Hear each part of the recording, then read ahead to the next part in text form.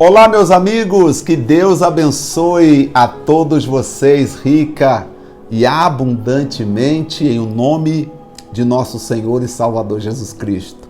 Iniciamos agora a Semana Santa. Está chegando aí a Sexta-feira da Paixão, o dia em que nós lembramos o que Cristo fez na cruz do Calvário por nós. Pastor, é pecado na Semana Santa comer carne? Bem, se você é católico, é óbvio que a Igreja Católica orienta para não comer. É a doutrina, são os costumes deles. Aí, para você que é católico, acho que se você comer, você está contra os costumes da sua igreja.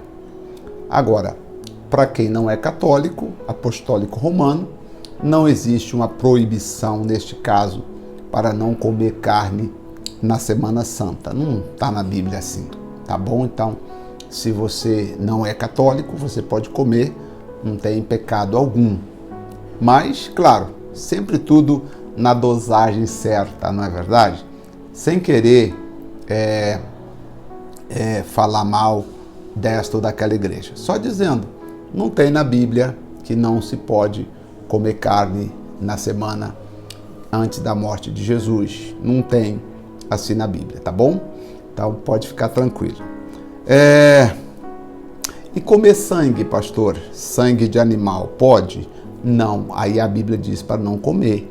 Aí nós temos orientações bíblicas no livro, inclusive, de Atos dos Apóstolos, falando para não comer o sangue. Deus proibiu no Velho Testamento e confirmou o Espírito Santo proibindo no Novo Testamento, tá bom? Então, você que me acompanha, se tinha essa dúvida, já fique sabendo que não pode comer, tá bom?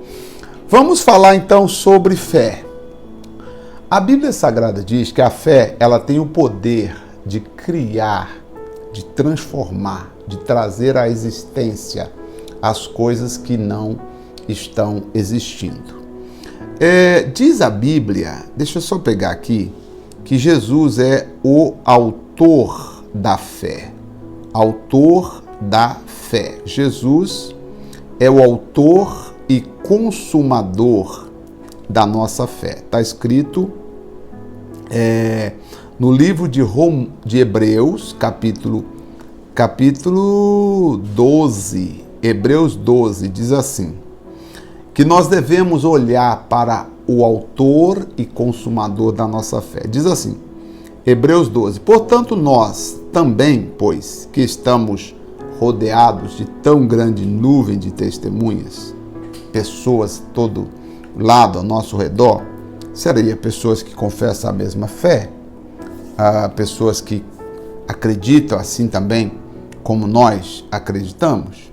O que diz aqui a palavra sobre essa grande nuvem de testemunhas, pessoas que estão ao nosso redor? Aí diz a Bíblia, afastemo-nos de qualquer coisa que nos torne vagarosos ou nos atrase, especialmente aqueles pecados que se enroscam tão fortemente em nós, em nossos pés, e nos derrubam. Aqui nós temos, por exemplo, uma orientação mais precisa, né? Nós temos que nos afastar daquilo que enroscam em nós, né? E nos derrubam. Aqui está falando a nuvem de testemunhas da verdade, pessoas que conhecem a verdade, que conhecem a palavra de Deus. Então nós devemos tirar o peso desnecessário, especialmente aquilo que nos joga por terra, aquilo que nos derruba. Se você parar para pensar, por exemplo, o que te derruba às vezes? Ah, pastor, às vezes eu minto muito, pastor. Eu minto, então nós somos pecadores, eu falei no culto de ontem. Nós somos pecadores, mas existem pecados previsíveis. O que é o pecado previsível? Por exemplo, eu saio de casa dizendo assim, eu vou na casa do João, e se aquela caneta de 4 cores estiver lá, eu vou pegar lá para mim. Pecado previsível. O cara ganhou para sei lá, na eleição, sei lá para quê. Aí ele já vai falando assim, o que chegar até mim, não vou dividir não, vou guardar, vou esconder. Pecado previsível. Isso vai te enroscar, vai te derrubar. O pecado de adultério também, pecado sexual, é um pecado previsível. A pessoa não cai assim de um susto. Tem todo um processo. A gente chama, no direito penal, a gente chama o caminho que o crime percorre, né? Ou seja, há todo um caminho para a pessoa chegar à consumação de um crime. Correto? Então, existem pecados que nascem na intenção e vem, aí ele se torna, materializa, tá? Exemplo, alguém vai na sua casa e viu que você tem um cofre com dinheiro e que você deixa aberto. A pessoa volta para casa, um amigo seu volta para casa pensando, puxa vida, o que eu vou estar? Aí ela já começa a pensar. Até aí, tá só no âmbito do pensamento. Agora, quando ela vai na sua casa e pede um copo d'água, ou você distrai fazendo alguma coisa, ela vai lá e pega aquilo, é um pecado previsível. A pessoa pecou dolosamente, querendo pecar. Nós temos que ter cuidado com o pecado, que às vezes a natureza pecaminosa que nós temos, e também nós temos que ter cuidado com os pecados previsíveis. Diz aqui, são aqueles que enroscam tão fortemente em nossos pés e nos derrubam, nos impedem de correr a corrida. Quantas pessoas você conhece que se deixaram levar por um erro, por uma amizade, por uma amizade na internet, etc., e hoje nem existe mais? Você vê que tem que ter cuidado, que o pecado quer amarrar você. E aí diz assim, olhando para o autor, olhando para Jesus, autor e consumador da nossa fé, o qual, pelo gozo que lhe estava proposto, suportou a cruz, desprezando a afronta. Quer dizer, Jesus suportou a cruz, desprezando as afrontas, tá? Desprezando as afrontas. Que mais? Mantenham o olhar firme em Jesus, autor e consumador da nossa fé. Ele esteve pronto a padecer uma morte vergonhosa na cruz por causa da alegria que sabia que teria depois. Quer dizer, Jesus sofreu sabendo, passado isso aqui, eu vou ter a minha alegria completa. E agora está sentado à direita do trono de Deus.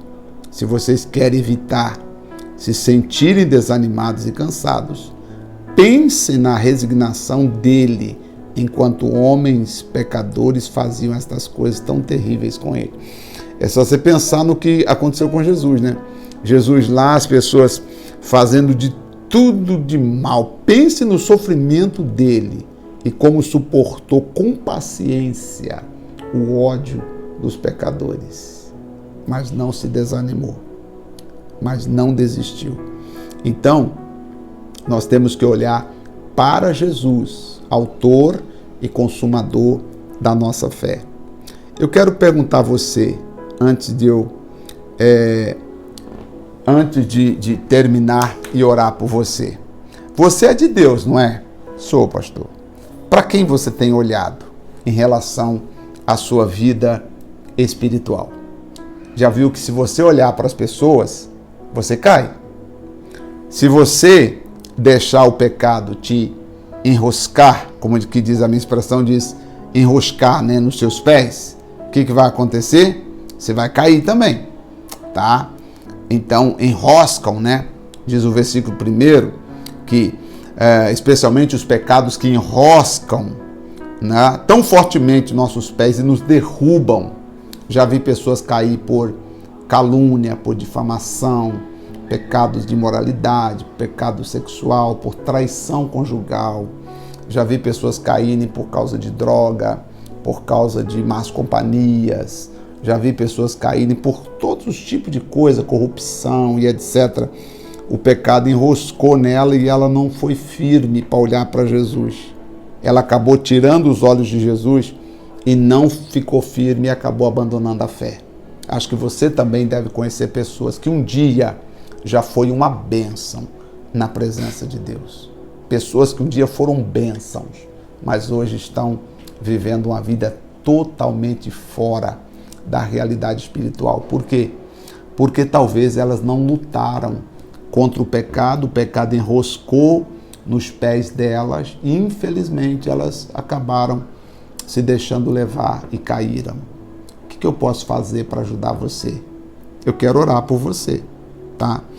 Então, se você deseja vencer, só tem um caminho. Aqui está dizendo, olhe para Jesus, mas tem que olhar firme para o autor e consumador da nossa fé. Ele é o autor, ele é o consumador da nossa fé. E eu comecei falando sobre fé, a importância da fé, e vou continuar falando essa semana toda sobre a importância da fé, e aí falando que pela fé entendemos, Hebreus 11, 3, pela fé entendemos que os mundos, pela palavra de Deus, foram criados, de maneira que aquilo que se vê não foi feito do que se vê. Sério, pastor? Sim. Vou ler de novo.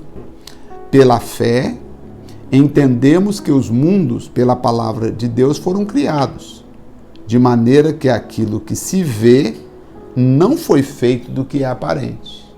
Tá? Quer dizer, a fé criou, Deus usou a fé, vamos assim dizer, para criar todas essas coisas, porque Ele é o autor da fé. Pela fé, Ele chamou a existência e tudo veio a existir. Olha que maravilhas. Eu quero continuar falando sobre fé. O que você gostaria de chamar a existência na sua vida hoje? Você quer chamar a existência da saúde? Você quer chamar a existência da paz? Você quer chamar a existência do amor fraternal, da comunhão na sua casa? Você quer chamar a existência da paz entre você e seu marido? O que você gostaria de chamar? Que tipo de sentimento você gostaria de clamar hoje para se ter? Vamos orar.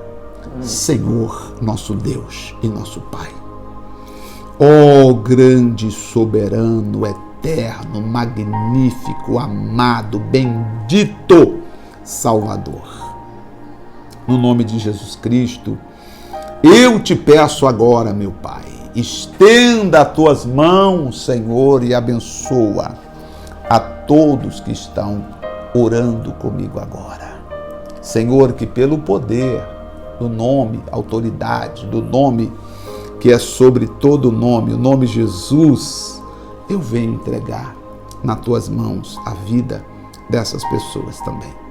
Senhor, peço que em nome de Jesus o Senhor venha abraçá-las, honrá-las, ajudá-las, em nome de Jesus. Ó, que o divino poder de Deus esteja com todos que oram comigo agora, em nome de Jesus. Declaro que a bênção esteja com todos vocês que oram e clamam comigo, em nome do Pai, do Filho e do Espírito Santo, para a glória de Deus. Amém?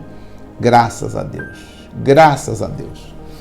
Olha, eu tenho que terminar porque o tempo passa, mas essa semana, falando da morte de Jesus, vamos estar lembrando sobre a fé. Antes de você sair do vídeo, deixa o seu like para o YouTube entregar para mais pessoas o nosso vídeo. Vamos encher o YouTube aí com as mensagens de fé. Se você puder me ajudar, eu conto com você. Você já viu se você está inscrito no canal? Já viu se o sininho de notificações está ativado? Dê uma olhadinha. Se não, se inscreva novamente no canal, tá bom? E fale para outras pessoas do nosso canal. Vamos fazer com que mais e mais pessoas sejam abençoadas no nome de Jesus Cristo. Que Deus abençoe a todos vocês, um forte abraço e até o nosso próximo encontro no nome de Jesus. Até lá.